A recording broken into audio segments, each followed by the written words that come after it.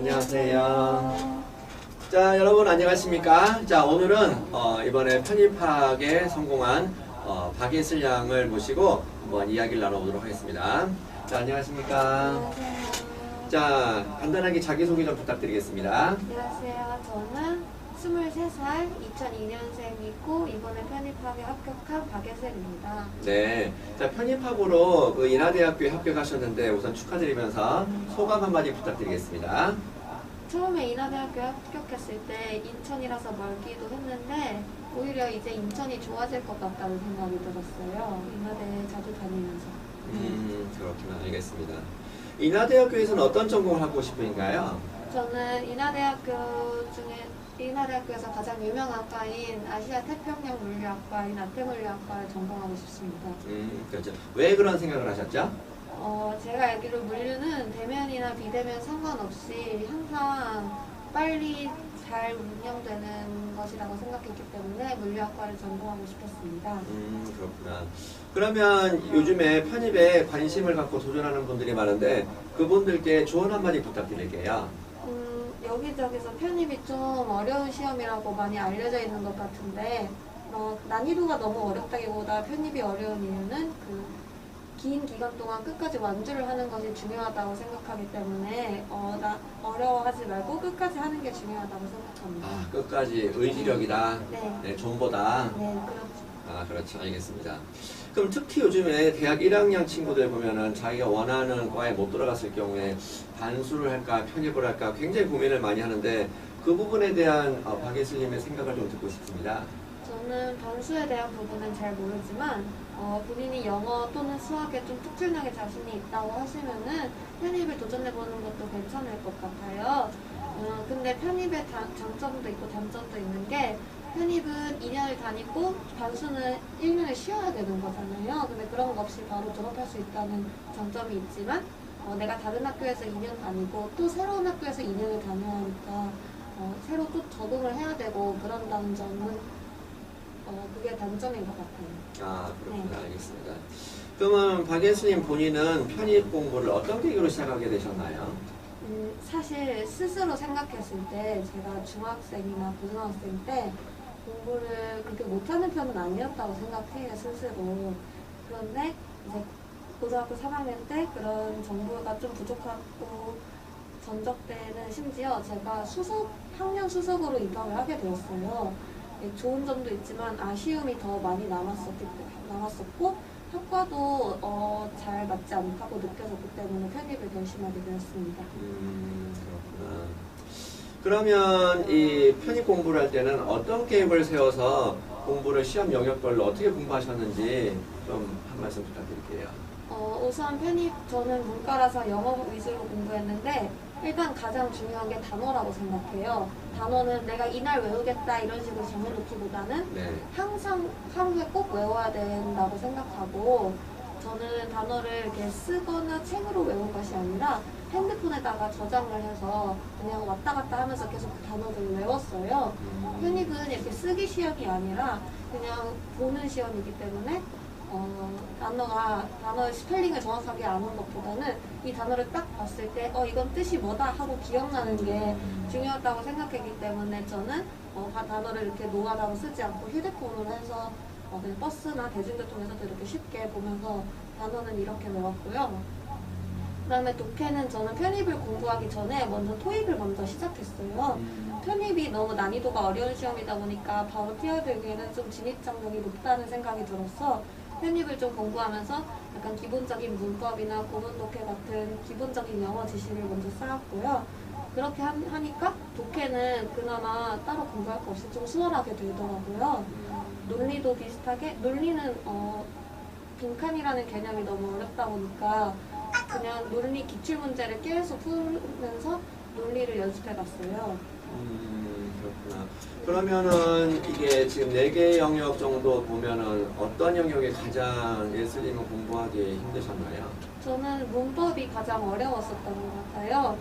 그냥 다 외워야 되는 단어나 아니면은 독해처럼 조금 어느 정도 감으로 할 수 있는 게 아니라 문법은 수학처럼 딱딱 정해져 있고 외워야 될 게 있어가지고 문법이 어렵다고 느껴졌는데 그냥 그런 거는 문법 같은 거는 부족한 부분이다 보니까 양으로 좀 승부 보는 느낌이 있어요. 제가 문법에서도 여러 가지 게 있잖아요. 제가 잘하는 문법은 그냥 기출문제를 계속 풀면서 거의 외우듯이 했고요. 단어 외우는 것처럼 문법을 부족한 문법은 그렇게 막 무작정 푸는 게 아니라 이 문법에 대한 개념 자체를 이해하려고 많이 노력한 것 같아요. 근데 이게 대충 보면은 이게 특히 독해 지문 같은 경우는 굉장히 길어서 네. 저희 학생들이 봤을 때 와 이거 벌써 이게 처음에 하고 막혀가지고 이게 엄두가 안다고 하는데 그런 부분 어떻게 극복하셨나요? 독해는 아무리 긴 지문이어도 이렇게 단락별로 나누어져 있기 때문에 이 지문을 한 번에 도전하려고 하는 것보다는 내가 이 단락은 먼저 이렇게 공부하겠다. 단락에 대한 내용이 다르잖아요. 그래서 단락별로 정리하는 게 중요하다고 생각해요. 이 지문의 전체적인 주제를 일단 잡는 게 중요하고 그 주제에 대한 단락별 소주제를 이렇게 알아야 단락을 공부하는데 이해가 좀 잘 될 것 같아요. 근데 저희 이제 수능 공부하는 친구들도 보면은 이렇게 뗄 수 없는 딜레마 중에 하나가 문법 공부를 먼저 해야 되냐, 단어 공부를 먼저 해야 되냐 이거인데 그 편의 공부할 때는 어떻게 그 균형을 맞춰 나가셨나요? 사람마다 다르겠지만 저는 무조건 단어가 뭐든지 1순위라고 생각해요. 아무리 독해를 잘하고 아무리 문법을 잘 알고 아무리 문장 해석을 잘해도 단어를 모르면 편입시험에서는 절대 풀 수가 없다고 생각하거든요. 그래서 무조건 단어를 기본으로 단어는 함께 살아간다는 느낌으로 함께 살아간다. 네, 독해, 논리, 문법은 이제 하루에 이렇게 시간표를 나누어서 공부해도 괜찮은데 단어는 그거랑 관계없이 항상 본다, 뭐 버스 어디서든 함께한다 느낌으로 잘하게 될 것 같아요. 그럼 단어를 어떤 친구들 보면 하루 완전 날 잡아가지고 일주일에 매일 조금씩 하는 친구하고 하루에 왕창 날 잡아갖고 몇백 개씩 하는 친구들하고 비교해봤을 때 단어 공부는 아까 말씀하신 조금씩 뭔가 이런 느낌인데 그 뭔가 이렇게 저도 직접 가르쳐보면은 이게 단어 때문에 막 2시간, 3시간, 4시간씩 붙들고 있는 친구들도 있는데 무슨 말씀인지 아시죠? 네. 그런 친구들에게는 어떤 조언을 해주실 수 있을까요? 사람마다 그것도 다 다르겠지만 물론 그렇게 하는 게 자기한테 맞는 친구일 수도 있어요. 근데 일단 단어는 저는 많이 보는 게 정말 중요하다고 느낀 게 저도 영어 공부를 초반에 시작했을 때는 무조건 하루에 오늘은 단어만 하는 날 이렇게 해서 단어만 외운 적도 있었는데 그러다 보니까 바로 한 달만 지나도 그걸 다시 봤을 때 다 까먹더라고요. 그러니까 그때 그 시간을 들인 게 조금 아깝다라고 느껴질 수도 있을 것 같아요. 근데 그게 아니라 그냥 하루에 1시간씩만 이렇게 본다 느낌으로 외운다 말고 본다라는 느낌으로라도 보면은 좀 부담도 덜 들고 그냥 이 단어를 봤을 때 얘는 뭐 이런 식으로 바로 뜻이 떠오를 때까지 그냥 보는 게 중요할 것 같아요. 보는 게 중요하다. 네. 무슨 말씀인지 알겠습니다. 그러면 어떤 친구들은 보면은 단어를 하루에 무조건 어떤 학원들 가서 보면은 100개, 200개, 300개 막 외우는데 혹시 하루에 뭐 이렇게 기본 이 정도는 외워야 된다는 그런 개수가 있을까요? 아니면은 그건 개인에 따라 완전 다른가요? 이것도 개인에 따라 다른 게 저는 단어를 하루에 책으로 쳤을 때 그 데이 이런 식으로 거의 단어장에 이런 식으로 데이 1, 데이 2 이렇게 나오잖아요. 하루에 데이 4개씩을 보는 걸 했어요. 데이 그러면은 4개씩이요? 아마 사사심이 160개? 거의 그 정도씩 했고 그 이상 넘어가면은 조금 부담이 되고 그 160개를 봤을 때가 제 속도로는 거의 1시간에서 2시간 정도가 걸렸기 때문에 그게 딱 맞고 오늘 여기 봤으면은 내일은 내일 걸 하는 대신 어제 했던 걸 한 번 더 보고 그러면은 어저께 까먹지 않고 계속 이렇게 누적돼서 나아갈 수 있는 거니까 그런 식으로 공부했던 것 같아요. 그럼 혹시 독해 같은 특히 제가 알고 있기로는 박예슬 스님은 독해 강했던 걸로 알고 있는데 독해를 할 때 무슨 팁 같은 게 있을까요? 영어 문장을 보면은 이걸 영어라고 생각하면은 좀 힘들 것 같아요. 예를 들어 I want 카 이런 식으로 생각을 하면은 나는 원한다 차를 이렇게 하나하나 끊어서 이렇게 해석하기보다는 그냥 딱 이 문장을 봤을 때 나는 차를 원한다 이런 식으로 볼 때까지 한 묶음으로 그냥 받아들여라. 네. 그래서 한국어라고 영어를 쪼개서 따지지 말고 너무 외국어라고 생각하지 않고 그냥 자연스럽게 읽는 게 중요할 것 같아요. 자연스럽게 이해했습니다. 참 이게 뼈가 되는 말이 많이 올 것 같습니다. 네. 그러면 이게 지금 편입 공부를 할 때 보면은 이게 중간에 그만두는 친구들이 참 많단 말이에요. 그 보면은 박 교수님도 공부하실 때 힘든 점이 있으셨을 텐데 어떤 점이 힘드셨을고 대략 어느 정도 몇 월 정도 가면 힘든 그 시기가 고비가 오는지 좀 듣고 싶습니다. 일단 편입은 영어랑 수능이랑 다르게 영어 한 과목으로 쭉 가는 거잖아요.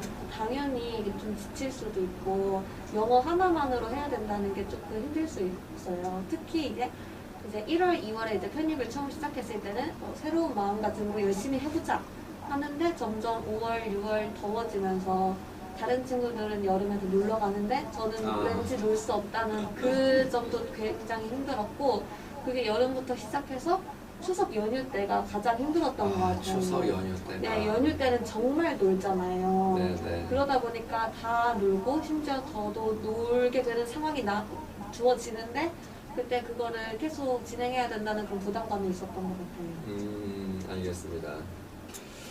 이야, 추석이 힘들다. 그렇구나, 알겠습니다. 그럼 혹시 주변에 좀 이렇게 나는 이렇게 힘드니까 좀 도와달라, 공부 분위기를 만들어달라 하고 혹시 집 식구들에게 도움을 요청하거나 친구들에게 나 좀 잡아줘 하고 도움 요청하신 적도 있나요? 저는 도움 요청을 잘 안 했어요, 사실. 왜냐면은 가족들에게는 그냥 가족들은 공부해? 솔직히 이런 편입 공부의 사정을 잘 모르시니까 그냥 겉으로만 공부해 라고만 하시잖아요. 근데 사실 공부한다고 이렇게 앉아있어도 내가 어떻게 공부해야 될지는 완전히 제 몫이니까 그 힘들어도 잘 되지 않더라고요. 그리고 저는 주변 친구들에게 편입한다는 사실을 그렇게 많이 말하지 않았어요. 많이 말하지 않았어요. 이게 근데 오히려 너무 힘들었었던 것 같은 게 다 놀 때 너는 왜 안 놀아? 라고 하면은 그냥 공부? 라고만 대답해야 되니까 이런 제 속사정을 이렇게 털어놓을 수 없어서 조금 더 힘들었었던 것 같아요. 힘들었던 것 같아요. 그렇구나, 알겠습니다. 그러면 이게 지금 편입 원서를 쓸 때 수시하고 정시와는 달리 편입은 무제한 원서를 쓰게끔 되어 있는데 실제로 예슬님의 경우를 봤을 때 이렇게 무제한으로 쓰게 됐는지 아니면 무제한으로 진짜 쓰면 합격률이 올라가는 건지 그 부분을 좀 듣고 싶습니다. 우선 무제한으로 쓸 수 있는 건 맞고 저는 사실 살짝 그렇게 기대를 많이 하진 않았어요. 이번 편입 시험을 잘못하면 내년까지도 해야겠다라는 생각까지 가지고 있었기 때문에 그렇게 많이 지원하진 않았는데 제가 이렇게 편입의 정보를 찾아보니까 다른 사람들은 기본이 10개고 많게는 15개씩도 쓴다고 하더라고요. 근데 이게 많다고 이렇게 무작정 많이 쓰기에는 또 원서비가 너무 부담이 되는 거예요. 편입 원서비가 거의 8만 원 정도씩 하는데 10개를 쓰면은 거의 80만 원, 이 정도로 넘어가니까 네. 무작정 다 쓰는 것도 물론 합격률에 도움은 되겠지만 그게 부담이 될 수 있잖아요. 그래서 원서 이렇게 쓰는 방법 중에 전략 중에 하나가 우선 원서를 모집할 때쯤에 거의 시험 날짜가 같이 나오거든요. 네네.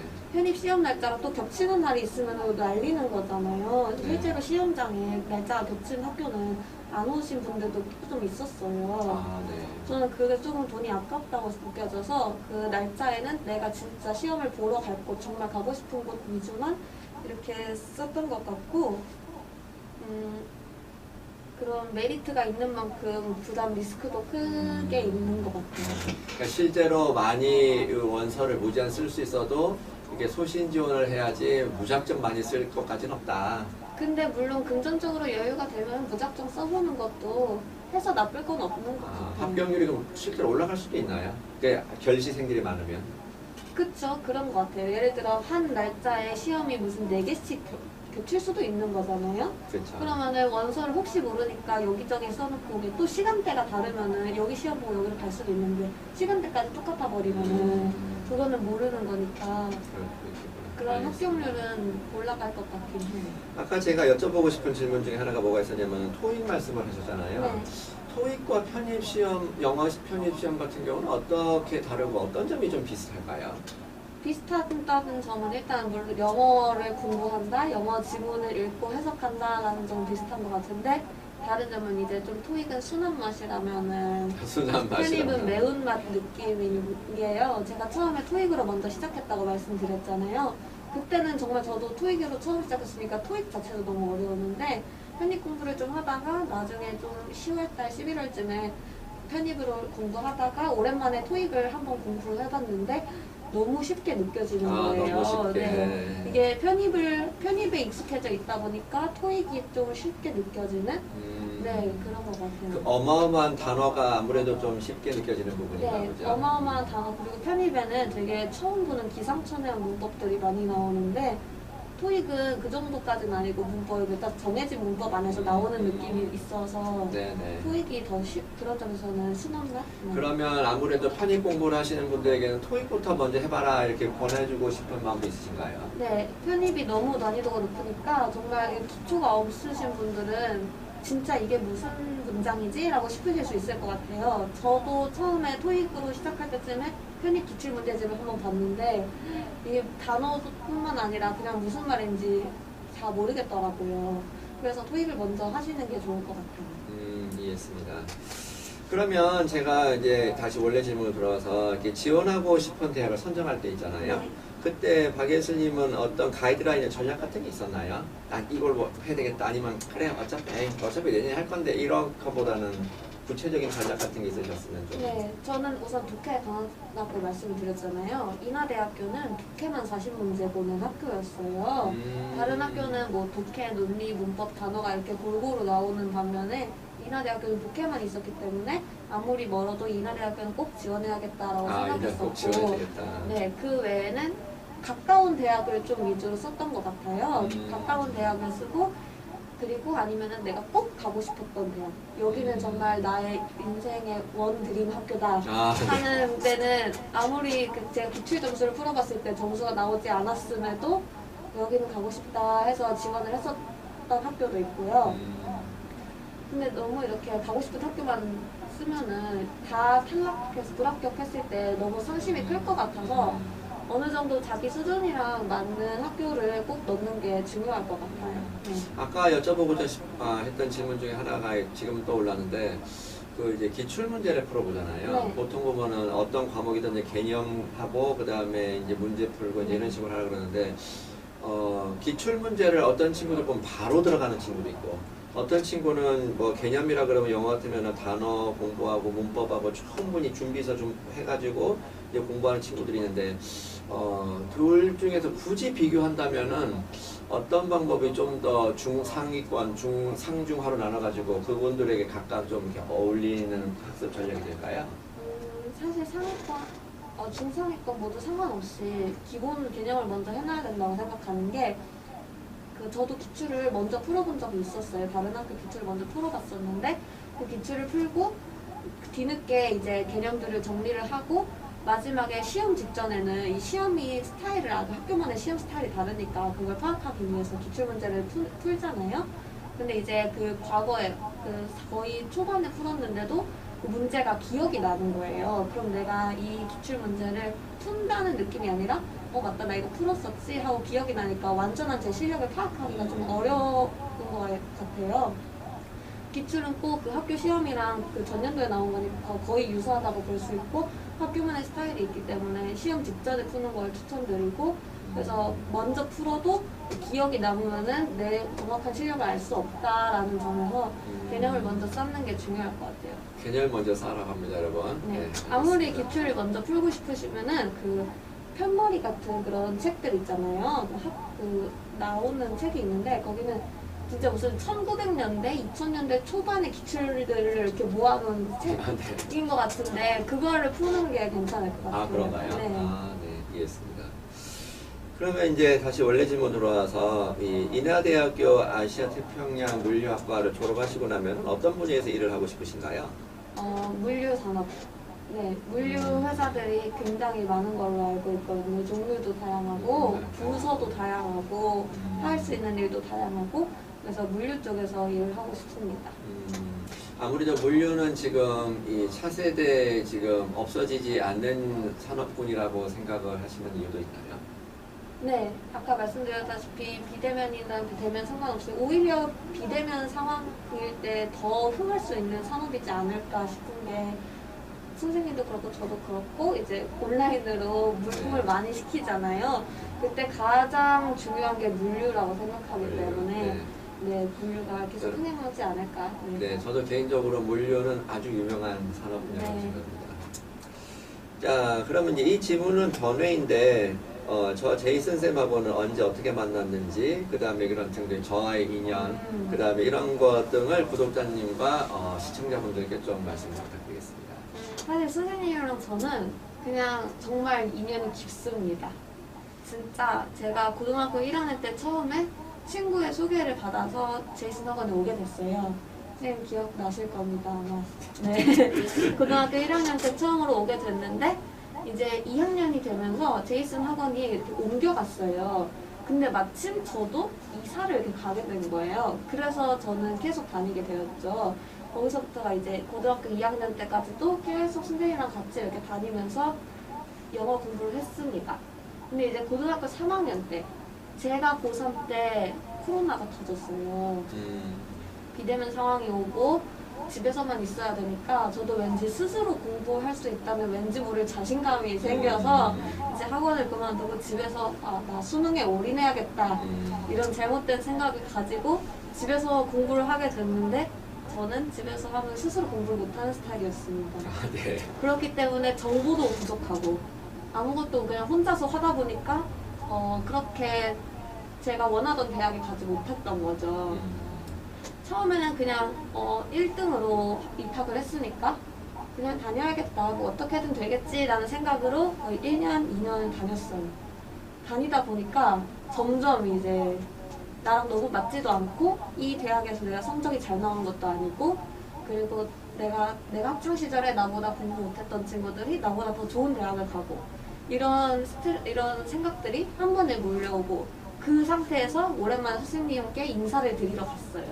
네, 그게 대학교 2학년 때였는데 선생님이랑 상담을 하다 보니까 선생님이 그럼 편입을 하는 게 어떻겠냐 하셨는데 너무 괜찮은 생각인 거예요. 제가 고민했던 것들을 한 번에 해결해 줄 게 편입이었었어요. 저는 다른 과목은 잘 못하고 영어만 좀 잘 할 수 있는 아이였으니까 저한테는 이거보다 좋은 기회가 없겠다 싶어서 제이슨 선생님과 함께 편입 토익을 먼저 공부하고 편입을 공부하게 됐죠. 네. 촌스럽긴 하지만 참 옛날 생각이 많이 납니다. 네. 네. 자, 그러면 마지막으로 저희 구독자분들과 시청자분들께 인사 한마디 부탁드리겠습니다. 네. 우선 편입이 너무 어렵다고 느껴져서 도전을 많이 못하시는 분들도 계실 텐데 그냥 아까 말씀드렸던 것처럼 이건 끝까지 완주하는 사람이 이기는 거기 때문에 계속 앉아서 공부를 하면은 그렇게 좋은 결과가 올 거라고 생각하고요. 저도 대학교 2학년 때까지는 그냥 어떻게 살아야 되지? 그냥 흘러가는 대로 살아야겠다라고 하는데 이렇게 예기치 못하게 기회가 오는 것처럼 만약에 편입을 불합격하더라도 또 기회는 올 수도 있고 제가 편입시험을 다니다 보면서 느낀 게 제가 좀 어리다고 느껴졌어요. 아직 저는 기회가 많고 저뿐만 아니라 다른 구독자님들도 늦었다고 생각할 때가 좀 빠르다는 말이 있던 것처럼 뭐든지 도전하고 해보는 게 중요하다고 생각합니다. 아, 네. 네. 좋은 말씀 감사합니다. 오늘 이렇게 시간 내주셔서 저희 채널에 출연해 주셔서 대단히 감사합니다. 감사합니다. 감사합니다.